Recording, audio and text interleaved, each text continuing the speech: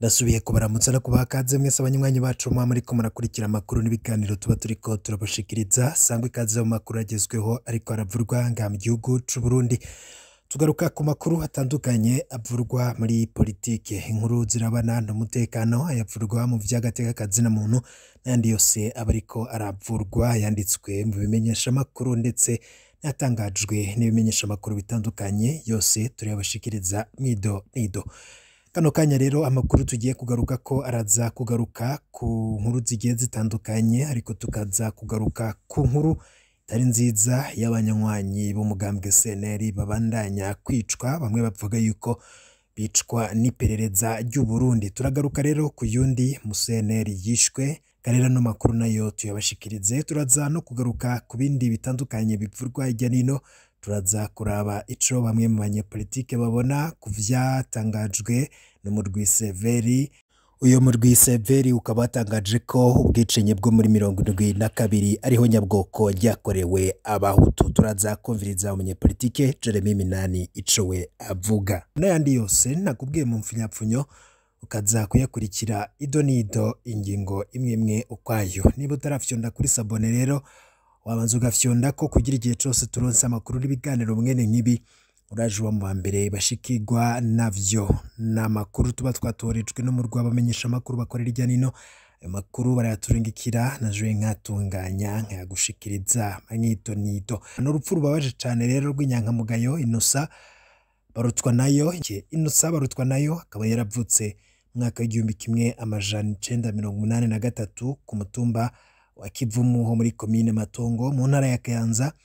Se yitwa Mayoya, nyina akaba yitwa Ngendakumana. Innocent Barutwa nayo akaba yari yubatse akaba n'umuvyeyi w'abana batanu, akaba asize umukenyezi yibungenza kibondo ca gatandatu. Mu kazi kiwe ka misi yose Innocent Barutwa nayo yadandaza ivyamwa kwibarabara, aho yarigeze no kwagirira isanganya rikomeye aragongwa n'imodoka. Kuva ubwo yagendana ubumuga bw'ukuguru. Mu vya politike naho Innocent Barutwa nayo yari umunywanyi w'umugambwe CNL kuva kera, yari muri FNL. Ifatwa n'ihohoterwa rya Innocent Barutwa nayo kuwa 16 Munyonyo mwaka 2021 ku mutumba wa Kivumu ho muri kuri centre ya Kivumu. Umupeje yitwa Gilbert akorera muri komine Matongo ari kumwe na James Nitunga atwara imbonera kure muri komine Matongo, bene utwara umutumba wa Kivumu, mukuru w'umutumba wa Kivumu, utwara iperereza ku mutumba wa Kivumu, bene imbonera kure zitari zike bagiye ku rugo rwa Innocent Barutwa nayo baramuhagarika bamujana mu gasho ka komine Matongo. Bukeye kwa 17 Munyonyo mwaka 2021 nibwo umukuru w'iperereza mu ntara ya Kayanza Leopold Ngendakumana yarasohoye Innocent Barutwa nayo mu gasho ka komine Matongo amujana mu biro vy'iperereza mu Kayanza. Ageze mu iperereza mu Kayanza rero Innocent Barutwa nayo yarakubiswe bidasanzwe, bamaze kubona ko ataco yagira ngo yoba yaranacishijwe mu gasho k'igipolisi mu Kayanza aho yoba yageze ari intere. Abandi banyororo babonye ko uwo bazanye ashobora kuhapfira ngo boba barasemereye basaba ko yojanwa kwa muganga. Abaryango ba Innocent Barutwa nayo bakaba baragiye kumva bumva bahamagagwa na Musitanteri Alice Nsabiyumva wa komine Matongo ngo barungike ubuja kurwaza Innocent mu bitaro vya Kayanza. Umuvukanyi wa Innocent akaba yaragiye ku bitaro aramugwaza asanga mwena wabo yaragiriwe nabi bikomeye. Innocent Barutwa nayo akaba yarasohowe ibitaro atarakira. Kuwa 26 Munyonyo mwaka 2021 nibwo iperereza rya Kayanza ryagiye mu bitaro vya Kayanza bitegeka Innocent Barutwa nayo na mwene wabo gutekera utwabo, baca baburiza imodoka bafata ibarabara rya Bujumbura.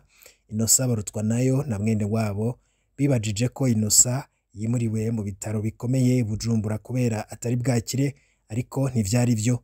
Bageze rero mu nzira hafi y'ikibira, mwene wabo na Innocent Barutwa nayo yategetswe kururuka imodoka bamuta mu nzira, imodoka ibandanya i Bujumbura. uwo mugoroba nyene Innocent Barutwanayo yaraye yinjijwe agasho k'iperereza hafi ya Katedrale Regina Mundi i Bujumbura. Gishika rero i Bujumbura ntiyigeze avurwa, yamaze iminsi 4 aremvye ataravurwa nk'uko amakuru atangazwa abivuga. 27 Munyonyo nyene wabo na Innocent akaba yarasubiye mu Kayanza gutora ibikoresho yahasize ahejeje kuvyegeranya. Iperereza rya Kayanza ryaciye rimuhagarika rija kumupfunga, umuryango urarondera wabo barabura. Akaba rero yagiye kurekugwa inyuma y'indwi ku wa 4 Kigarama umwaka 2021. Urupfu rwa Innocent Barutwanayo ku wa 4 Kigarama umwaka 2021, Musitanteri Alice Nsabiyumva yahamagaye umuryango wa Innocent Barutwanayo amumenyesha ko bo kwitegura bakaja gutora ikiziga c'umuntu wabo mu gisagara ca Bujumbura. Alice Nsengiyumva ntiyigeze avuga ikibanza carimwo ico kiziga. Inyuma y'indwi 2 Innocent Barutwanayo asandavye niho Alice Nsabiyumva yahavuye amenyesha umuryango w'umuhisi ko boja gutora ikiziga c'uwabo ku wa 3 uza ku bitaro Clinique Prince Louis Rwagasore i Bujumbura. Tubibutse ko rero ko ngaho mu buruhukiro bwa Clinique Prince Louis Rwagasore ariho hari ikiziga ca Augustin Matata Nyankamugayo y'Iburinga muri komine Gihanga ho mu ntara ya Bubanza, aherutse kwitaba Imana inyuma yo kuborezwa igufa bidasanzwe mu iperereza ry'u Burundi. Hakaba hari abakwiriye kubazwa ihohoterwa n'urupfu rw'Inyankamugayo Innocent Barutwanayo. Abo nabo bagaruka ko hakaba harimwo uwitwa Leonard Ngendakumana arongoye iperereza mu ntara ya Kayanza. Musitanteri Alice Nsabiyumva yagiye aratangaza ivyagiye bishikira Innocent Barutwanayo. Alfred Innocent Museremu ajejwe iperereza mu gihugu hagati. Ngubwo urupfu rw'Inyankamugayo Innocent Barutwanayo aherutse gusandabanya inyuma y'ihohoterwa rikomeye yakorewe mw'iperereza ry'u Burundi. Makuru yacu ataha tukaza kubabwira itangazo ryasohowe n'umugambwe CNL wiyamiriza ihohoterwa ndetse no kwicwa kuriko kurakorerwa abanywanyi b'uyo mugambwe.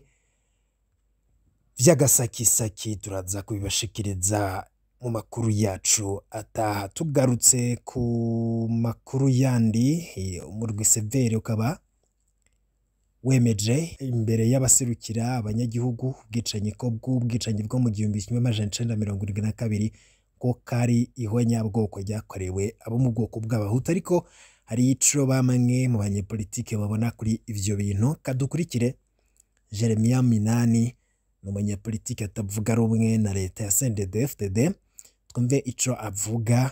Ibi rero ntibishoboka iyo ushizeho umugwi uyoboka umugambwe ugizwe n'abavamo uwo mugambwe gusa, hanyuma uwo mugwi ugaca ukorera ku mategeko y'umugambwe umwe urongora igihugu. Ntibishoboka, nta kuri gushobora kuva, nta no kurekuriranira kw'abarundi, kunywana kw'abarundi no kurekuriranira gushobora gukomoka ku mugwi mwene uyu. Kandi birababaje kubona ko hariho umuntu cyangwa umugwi w'abantu bashobora gukina imikino ya politiki ku bintu byahitanye abarundi ibihumbi n'ibihumbi. Muntegere neza, ubwicanyi bwabaye mu 2022 bugiye imbere ya sentare yigenga canke bugatohozwa n'umugwi wigenga, burashobora kwitwa ihonyabwoko. Ibi ntawe biharira, ariko uwo mugwi nurabaho, iyo sentare ntirabaho. Ntiharagira rero yuko ubu bwicanyi buhabwa izina. Iyo umugwi Severe koko wari umugwi wigenga, burya ntiwari guca usimbira ko ibi byabaye mu 2022 gusa, wari gutohoza amabi yose yashikiye Burundi kuva bwikukira 1935, 1982, 1993 kuduga gushika mu 2000 igihe amasezerano yarusha ashirwa ko umukono. Akazi ko umugwi mwibwirizwa nshingiro amasezerano yarusha karako kwari uko atohoza ibi bihano vyose, amakuba yose yashikiye Burundi, hama bagashira ukuri ahabona. Kubona no baciye batarukira ku 2022 ngo bavuge bati niho nyabwoko ryakorewe abahutu. Ni ya mikino ya CNDD-FDD ivuga iti tugume tubesha abahutu ko tubaserukira ko twe tubanezwe tubababaye tubajye tubicaye ko naho turiko turabica tubakorera mabi nkamwe bakorerwa mu 2002 tubashe tubabesha kugira ngo ntibadukure ku butegetsi tugume ku butegetsi uyu rero nicyo gituma tuvuga ko ari umukino wa politiki rero turasabye abarundi bose turasabye amakungu ntagire n'umwe asamazwa n'iyi mikino ya politiki yo mu kambi CNDD-FDD